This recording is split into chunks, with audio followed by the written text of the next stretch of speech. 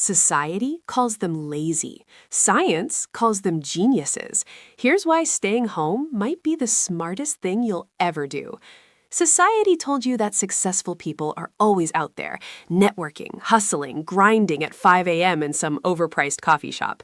But what if I told you that some of the most brilliant minds in history barely left their homes?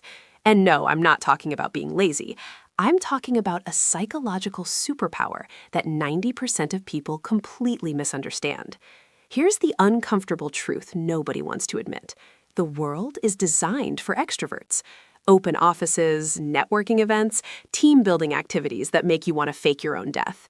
But science is finally catching up to what homebodies have known all along. Your brain might literally be wired differently, and that's not a bug, it's a feature. Let me explain. Researchers at Harvard found something fascinating. People who prefer staying home often have higher activity in their prefrontal cortex, the part of your brain responsible for deep thinking, planning, and creativity. Meanwhile, the always out there crowd, their brains are literally addicted to external stimulation. They need the noise. You create your own. This is why homebodies often outperform extroverts in complex problem-solving tasks. While others are chasing dopamine hits from social validation, your brain is quietly building empires in the background. But here's where it gets interesting. There are actually 4 distinct psychological profiles of people who love staying home. And trust me, they're nothing like what you've been told. Profile 1, the wounded warrior. These are people who retreated home because life hit them hard. Toxic jobs, draining relationships, a world that felt like it was constantly taking from them. For these individuals, home isn't laziness. It's a battlefield hospital. They're not hiding, they're healing. And here's the thing society doesn't tell you. Healing in silence is one of the bravest things a human can do. While everyone else is numbing their pain with parties and distractions, these people are actually facing themselves. That takes more courage than any networking event ever will. Research shows that intentional solitude after trauma actually accelerates emotional recovery by 40% compared to forced socialization. These warriors aren't broken. They're rebuilding themselves from the foundation up. And that reconstruction requires silence, not applause. The Japanese call this hikikomori recovery, the art of strategic withdrawal to return stronger. Some of history's greatest comebacks started with someone closing their door to the world. Profile 2, the true introvert. Now this is where most people get it wrong. Introversion isn't shyness. It's not social anxiety. It's a fundamentally different way your nervous system processes stimulation. Studies show that introverts have higher baseline levels of cortical arousal. In simple terms, your brain is already busy. You don't need external chaos to feel alive. You're already running a full operating system, while extroverts need to plug into the matrix just to boot up. Home for you isn't escape, it's optimization. You're not avoiding life, you're experiencing it at a depth most people will never understand. Fun fact, introverts use more of their brain's long-term memory pathways, which is why they think before they speak, while extroverts process externally. Your silence isn't emptiness. It's your brain running calculations that would crash an extrovert system. Bill Gates, Warren Buffett, and Elon Musk all identify as introverts. Turns out, changing the world doesn't require being the loudest person in the room, just the most focused one. Let's continue with Profile 3, the creative architect. Einstein worked alone. Newton discovered gravity during quarantine. J.K. Rowling wrote Harry Potter in cafes because she couldn't afford heating.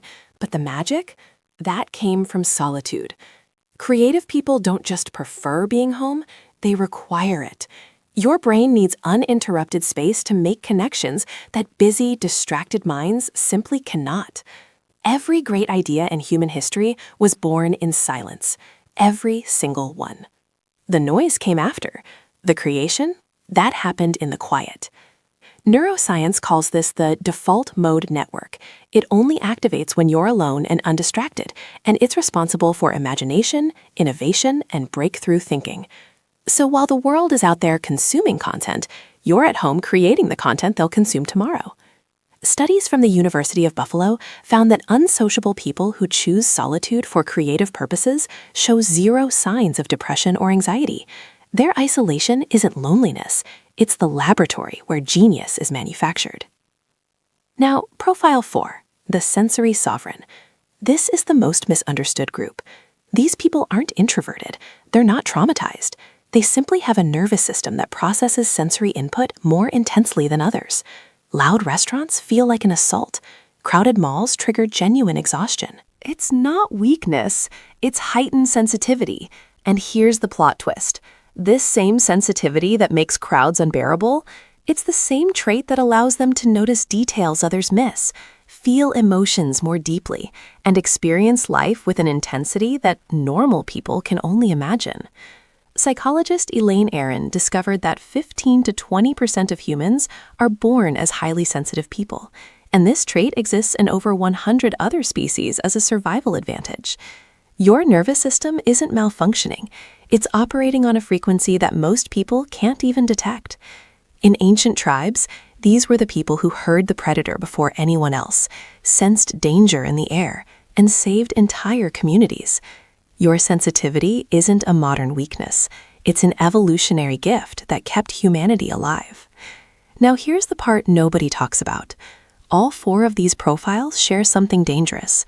The line between healthy solitude and destructive isolation is thinner than you think, and it moves. What starts as a peaceful retreat can slowly become a prison you built yourself.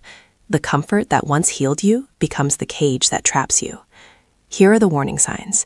You stop feeling recharged and start feeling numb. Your me time becomes avoiding everything time. The thought of going outside doesn't just feel unnecessary, it feels impossible. You've stopped growing and started hiding. The brutal truth? Home should be your sanctuary, not your sentence. The goal isn't to become an extrovert. The goal is to be a healthy version of whatever you naturally are. That means sometimes forcing yourself into discomfort. A walk, sunlight, one conversation with someone who doesn't drain you. Because here's what I've learned after studying this for years. Solitude builds your soul, but connection reminds you why you have one. The most powerful people aren't the ones who are always out there or always at home. They're the ones who've mastered the balance. They know when to retreat and when to engage, when to protect their energy and when to spend it. So which profile are you?